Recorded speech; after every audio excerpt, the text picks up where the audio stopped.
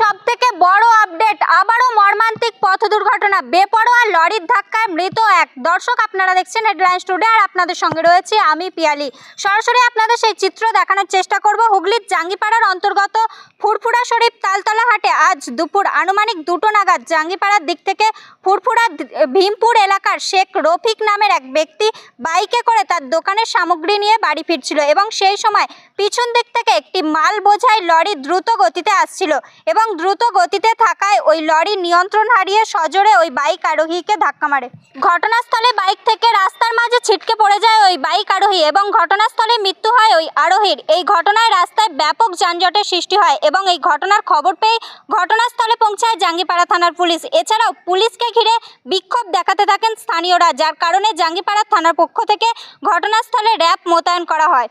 দীর্ঘ প্রায় 1 ঘন্টা পরে পরিস্থিতি নিয়ন্ত্রণে আনে পুলিশ। দেখুন সেই চিত্র হেডলাইন্স টুডের পর্দায়।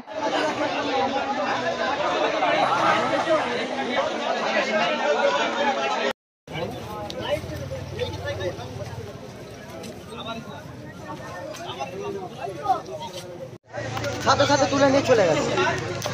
অন্তত 5 মিনিটও হলো না, 5 মিনিটের মধ্যে খবর পেলাম, যখন এলাম এসে দেখছি কিন্তু নেই, নিয়ে চলে গেছে।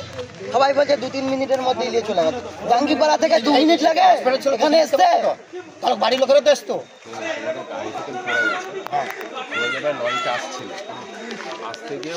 না না, কি হয়েছে আমরা নিজে দেখিনি তো, যে দেখেছে সে বলবে, আমি কেন বলবো? কে বলেছে? আপনি বলছেন কে বললো গাড়ি থেকে পড়ে গেছে? ঠিক আছে, অটোস্কারে যে সেখানে গিয়ে তাই বললো, বলে অটোস্কার লঞ্চে অ্যাকশন হয়েছে।